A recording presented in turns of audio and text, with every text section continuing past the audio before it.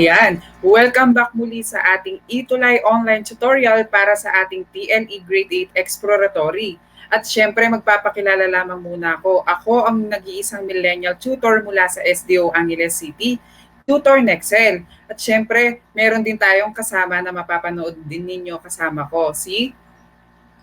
I'm Teacher Liwayway, ang teacher nga nanay from SDO Angeles City. Ayan. At syempre, Tutor Liway, makisama, Makisaya, at makituto at maki-explore dito lamang sa TLE Exploratory, hatid sa inyo ng ETULAY TV. Tutor Liway, ang pag-aaralan po natin ngayong araw na ito ay Quarter 2, Week 1, Basics for Handling Food Safely. Ano nga po ba ang ating layunin, Tutor Liway? our learning objective for this lesson is discuss food handling and food preparation. Under this, we have explain safe steps in food handling in marketing, cooking, sewing, and storing to prevent foodborne illness. Identify the hand processes in preparing food and familiarize with the different cooking methods. Ayan, Tutor Liway, maraming salamat dun sa ating layunin para na akong na-excite at nagugutom. Lalong-lalo na, Tutor Liway, nandito tayo sa Angeles City, Pampanga, ang culinary capital ng Pilipinas. Talagang magugutom at makike-explore talagang ating mga mag-aaral dito sa grade 8. Siyempre, Tutor Liway, malalaman natin kung ano nga ba yung tamang process ng paghahanda ng mga pagkain. Pero Tutor Liway, meron tayong tanong dito. Have you ever thought about what happens when cucumbers are turned into pickles? Kayo po ba, Tutor Liway, na sumagi po ba yan sa inyong kaisipan? Yes, Teacher Neckcel. Siyempre, inaalala ko rin kung paano pinaprocess o pinaghahandaan ang mga pagkain na kinakain natin. Tama, Tutor Liway. Ako din po ay ganun din, iniisip ko din talaga. Pero later on sa ating discussion ngayong week 1, malalaman natin kung ano nga po ba yung sinusundan ng ating mga food companies, mga restaurant, Tutor Liway, mga hotel, kung ano nga po ba yung basehan nila para masabing safe yung kanilang mga pagkain. Ayan, Tutor Liway. Yes, Tutor Neckcel. So, pinipreserve ang ating mga pagkain in certain ways like using vinegar in fruits and vegetables, curing meats, and pasteurizing juice needs to be done in specific ways to prevent foodborne illness. Ayan, imagine Tutor Liway, kahit pala pag ibababad lang natin yung mga gulay, yung mga prutas, or yung term po natin dito sa Pampanga ay buro. Tama po ba? Yes, Tutor Neckcel, fermentation sa English. Tama. So may process din po pala siya upang maiwasan natin yung mga sakit na pwede nating makuha sa maling proseso ng paghahanda ng pagkain. At syempre, Tutor Liway, meron tayong tinatawag na HACCP or H for hazard, A for analysis, double C for critical control, and P for point or ang tinatawag nating HACCP plan. Ano nga po ba itong HACCP plan na ito, Tutor Liway? Yes, Tutor Neckcel. So, yung origin of HACCP. So, food safety management systems, including HACCP, have evolved from total quality management systems developed by W.E. Denning in the 1950s. So, 1950s siya nagsimula, Teacher Neckcel. Ayan, tama Tutor Liway. At ang HACCP food safety systems also trace their origins to work by the Pillsbury Company, United States Army, and the U.S. National Aeronautics and Space Administration o mas kilala natin sa tawag na NASA. So ginagamit po ang HACCP noong way back 1950s to 1960s bilang basihan o guidelines ng mga pagkain na dinadala sa kalawakan. Siyempre para ligtas din po ang ating mga astronaut at kung sustainable po ba yung kanilang pagkain. Tutor Liway, meron tayong tinatawag na zero defects. Ano po kaya ito? Yes, Tutor Neckcel, it is a program developed for space foods which emphasize process control as opposed to end product testing. Ayan, tama Tutor Liway. Ang Zero Defects Program ay talagang ginagamit at gustong i-attain ng NASA. Siyempre, para wala talagang depekto sa mga pagkain. Dahil Tutor Liway, imagine napakalayo ng ating mga astronaut kung sila ay nasa buwan at konti lamang yung supply. Kasi Tutor Liway, napakahalaga po na tama yung supply ng pagkain nila. Kasi kung sumobra din naman sa timbang, kumbaga sa airport Tutor Liway, talagang kinikilo, tama po ba? Yes, Tutor Neckcel. At mahirap din mag-introduce ng mga viruses or mga nag-cause ng diseases sa space. Tama. Yan, Tutor Liway. Talagang literal tayo nag-e-explore dito sa ETULAY TV, sa exploratory dahil noon sa ETULAY ay talagang napupunta lang tayo sa katubigan at kalupaan na kung saan na-discuss natin yung iba't ibang uri ng hayop, isda. Ngayon naman nasa kalawakan na tayo, Tutor Liway. At syempre, hindi din mawawala yung hazard analysis critical control point, yung hard copy ng HACCP system and the guidelines for its application, na kung saan nasama sa Annex A to the Codex General Principles of Food Hygiene in 1997 by the APEC Secretariat in 2012. Ayan, napakahalaga, Tutor Liway. Tutor Liway, ano pang meron tayo sa ating week 1? Yes, Tutor Neckcel. So we are also going to talk about food safety hazards. Ano kaya, Tutor Liway, ano kaya itong sinasabi nating food safety hazards? Sa ating mga manonood ngayong araw na ito, isulat sa inyong kwaderno gamit ang inyong mga lapis o ballpen kung ano nga ba ang ideya mo sa food safety hazards.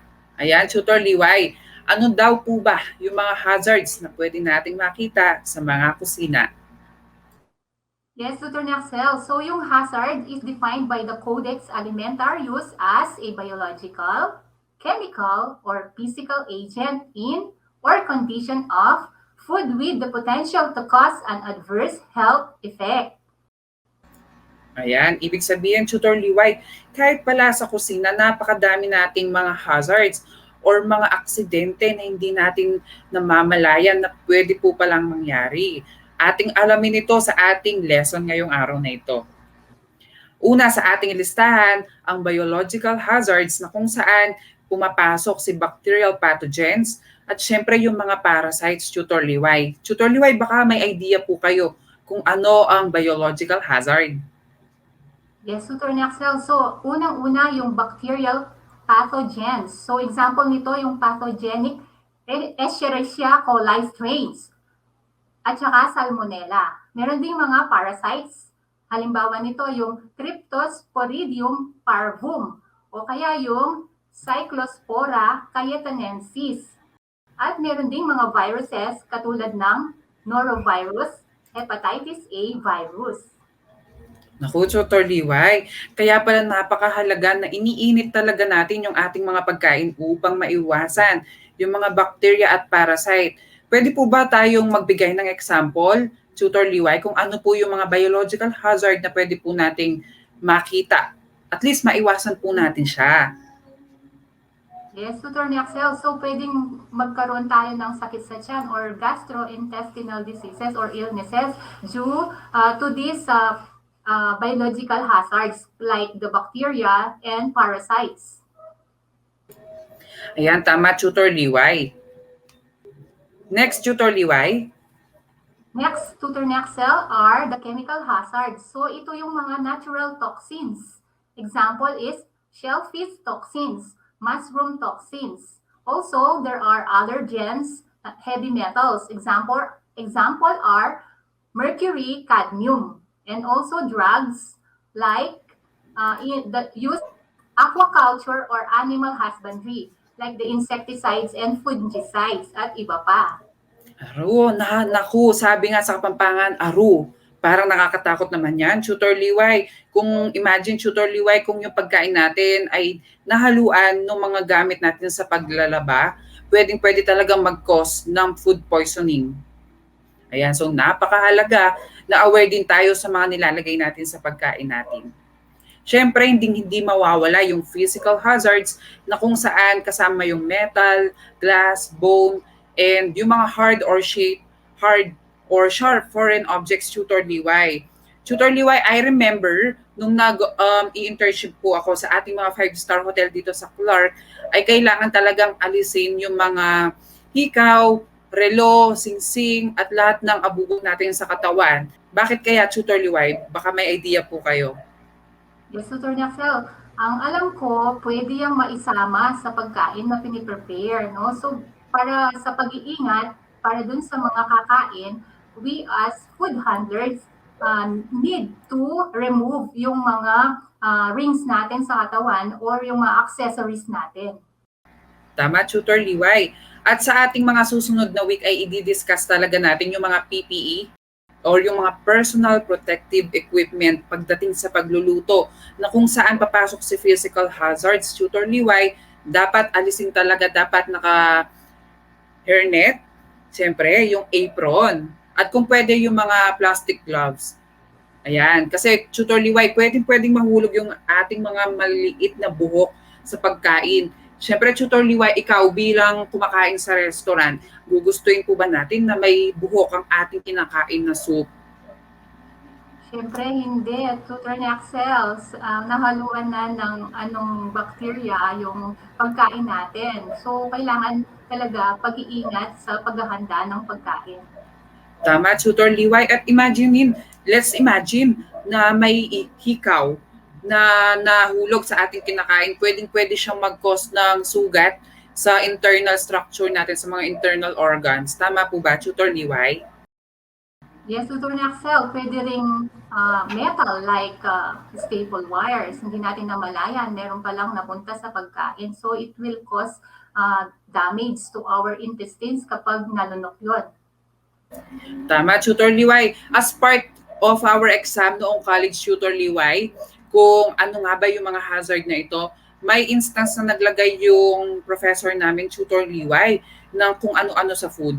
Just to check kung aware ba kami or kung chine-check ba talaga namin yung food. Siyempre, papasok dyan yung quality control. So, naglagay siya ng staple wire, hinanap talaga namin siya, Tutor Liway, at tinignan talaga namin kung kanino talaga nanggaling. So, napaka-strict ng paghahawak sa mga food, Tutor Liway. Sa ating mga manonood, pwede mo bang sabihin kung ano ang 3 hazard na pwede nating makita sa ating mga kusina? Bibigyan ka namin ng 5 segundo para isulat ito sa iyong kwaderno.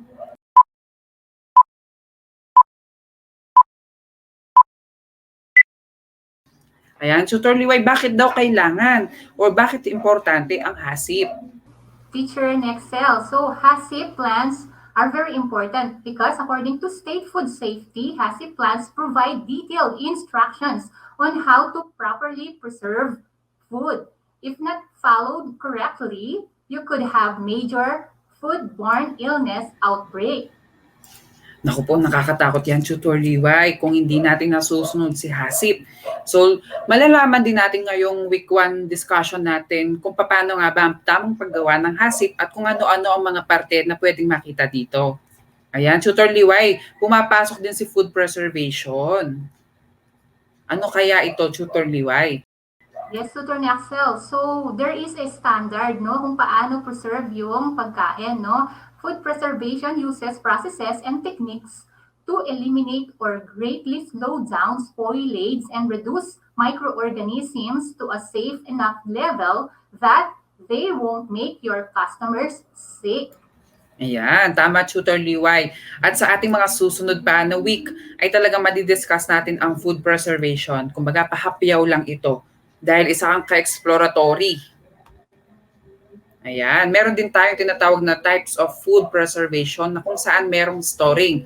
Usually, foods are stored cold at 41 degree Fahrenheit or below or stored hot at 135 degree Fahrenheit or above. They also typically last about a week. Next, Tutor Liway.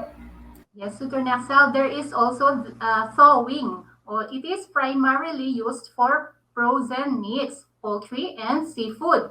Most vegetables can be cooked without thawing. It is important to follow these guidelines to thaw foods safely. Tama.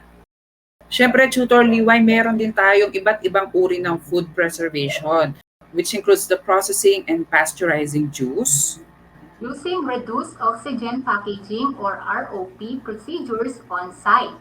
Also, we have the using food additives or ingredients like vinegar to preserve fruits or vegetables. We also have smoking food to preserve it. And lastly, we have the curing meats or other food. Tutor Liway, sa curing meats or other food, baka may favorite kayo na cured meat. Siguro yung ham, Naku, masarap siya. napakasarap niyan. Ako naman, Tutor Liway, ang tocino. At syempre, dun sa smoking food to preserve it, hindi mawawala ang tinapa. Tutor Liway, baka favorite nyo din po. Yes, Tutor Neckcel, masarap din ang tinapang isda. Nako, Tutor Liway, nagugutom na ako sa ating mga discussion. Ayan, muli, pahapyaw lamang po ito para sa ating week 1, sa ating pag-explore sa mundo ng TLE Exploratory. Ayan, Tutor Liway, now let's discuss the 7 steps of HACCP. Number 1, perform a hazard analysis. Number 2, determine critical control points. Number 3, set critical limits. Number 4, establish a monitoring system. Number 5, establish corrective actions. Number 6, establish verification procedures. And number 7, establish record-keeping procedure. So we will discuss kung ano nga ba ang mga nabanggit na 7 steps of HACCP. Number 1 on our list, perform a hazard analysis. This step will help you identify possible food hazards in your establishments. This could include the ingredients you use, such as the meat and seasonings, the equipment used, such as the meat grinder, the chemicals that could come in contact with the meat, and the staff, those who will be making the pepperoni. So, Tutor Liway, at kasama ang ating manonood, syempre imaginein mo na isa kang may-ari ng restaurant at dapat alam mo kung paano gagamitin at saan gagamitin, paano gagawin ang HACCP.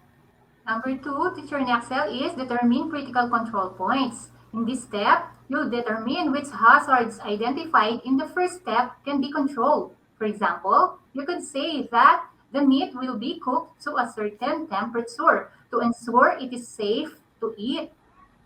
Tama, Tutor Liway. Napakasarap. Nagugutom na ako sa mga meat na sinasabi nating Tutor Liway. Siyempre, hindi din mawawala yung set critical limits. As part of this step, you'll set specific limits on the critical control points. For example, you might say you will cook the meat to 155 degree Fahrenheit. And if you will be testing for bacteria like Listeria, you should set limits for that as well. So, i-adjust, Tutor Liway, yung temperatura ng pagluluto. Baka kasi hindi namatay yung bacteria dun sa init. Next, Teacher Neckcel, establish a monitoring system. The monitoring step ensures that the critical limits are being met. For example, if a critical limit for making pepperoni is cooking it to 155 degrees Fahrenheit, then the monitoring system would be using a thermometer to check the temperature and record it in a temperature log. Ayan, tama, Tutor Liway. Kailangan talagang isulat kung saan nakuha. Kumbaga, Tutor Liway, the right term would be trial and error. Kung saan mawawala talaga yung mga bacteria sa mga karne, kailangan din i-log yan. Ayan, syempre meron din tayong tinatawag na established corrective actions are necessary when the critical limits are not met. For example, if the temperature requirement has not been met, you may need to cook it longer. And in other cases, food may need to be discarded. Ayan, itatapon na lang siya, lalong-lalo na kung hindi na talaga siya masusolusyonan. Following the plan for corrective action is crucial in preventing foodborne illnesses. So, instead na may malason or may magkasakit, itatapon na lang talaga siya, Tutor Liway. At syempre, trial and error, itatama na siya by next time. Yes, Tutor Neckcel. So dito na-establish yung mga standards kung paano yung tamang pag-prepare ng ating mga pagkain. So next is establish verification procedures. This step allows you to see how well your HACCP plan is working. Verification procedures can include watching employees perform actions like taking temperatures and filling out a temperature log. Ayan, syempre, Tutor Liway, hindi mawawala yung established record-keeping procedures. Paano po kaya ang gagawin dito? Yes, Tutor Neckcel established record-keeping procedures. Records for HACCP plans include the hazard analysis, the plan itself, and supporting documents for the critical limits. In this example, the supporting documents would likely be temperature logs. Ayan, tama, Tutor Liway. Lalong-lalo na sa mga kitchen, very important na nalalag, lalong-lalo na kung nag-uumpisa pa lamang tayo sa mga pag-establish ng ating mga kitchen. For example, Tutor Liway, kayo po ay isang restaurant owner at baguhan po kayo. At hindi nyo pa po mape-perfect agad yung mga recipe gaya na lamang ng pagluluto ng steak. Siyempre, para ma-omit po or maiwasan po natin yung mga pagkakamali dahil nasa trial and error stage pa tayo, siyempre ilalag po natin yung mga temperature kung saan natin na perfect yung tamang recipe ng ating mga pagkain na ilalabas sa restaurant. Siyempre, meron tayong assessment dito, Tutor Liway. Paano po kaya ang kanilang gagawin? Yes, Tutor Neckcel. So we have an activity here. Ang gagawin ng ating mga viewers, ang mga grade 8 natin ay sagutan kung true or false ang statement. Okay, ilalagay lang ang number and then the letter and the word if it is true or false. Tama, Tutor Liway. And paano po kaya itong number 1 natin? Yes, Tutor Neckcel. Number 1 is National Aeronautics and Space Administration or NASA developed HACCP. Is it A, true, or B, false? Ayan, meron tayong 5 segundo para isulat ang number at ang answer sa ating mga kwaderno. Again, for number 1, National Aeronautics and Space Administration or the NASA developed HACCP. Is it true, Tutor Liway, or is it false? Ano kaya ang tamang sagot ating alamin sa susunod na slide? Ayan, ang tamang sagot ay true. To ensure the safety of the food, the National Aeronautics and Space Administration or the NASA, working together with the food manufacturer, they developed this protocol which is the HACCP. Ayan, congratulations kung tama ang iyong sagot. For number 2, For number 2, we have the H in HACCP stands for hygiene. Is that A, true, or B, false? hygiene kaya ang H na yan. If your answer is false, you are correct. The H in HACCP stands for hazard, hazard analysis critical control point or the HACCP. And for number 3, For number 3, we have sauteing is performed over a steamer in a hot, wide pan and uses a small amount of oil or fat to coat food for even browning. Is this A, true, or B, false? yan. Sauteing is performed over a steamer in a hot wide pan. Tama kaya yan, Tutor Liway? Siyempre, alamin natin yung sagot. Ayan. If your answer is false, you are correct. Sauteing is a method of cooking that uses a relatively small amount of oil or fat in a shallow pan over a relatively high heat. What makes this statement wrong is the over a steamer in a hot wide pan. Ayan, hindi siya sa steamer. Kasi kapag steamer ang ginamit natin, steaming na ang tawag doon at hindi sauteing. Again, congratulations dahil nakaabot ka sa ating mga activity at sinamahan mo kami ni Tutor Liway para sa ating Week 1 lesson. Pagbati dahil natapos mo ang iyong Week 1 lesson. Muli, ako si Tutor Neckcel mula sa SDO Angeles City, ang inyong Millennial Tutor. At syempre kasama natin si Tutor Liway, ang tutor na nanay ng SDO Angeles City. Muli inaasahan namin na ikaw ay makikisama Makialam at makiki-explore dito lamang sa Grade 8 TLE Exploratory hatid sa inyo ng ETULAY TV. Paalam!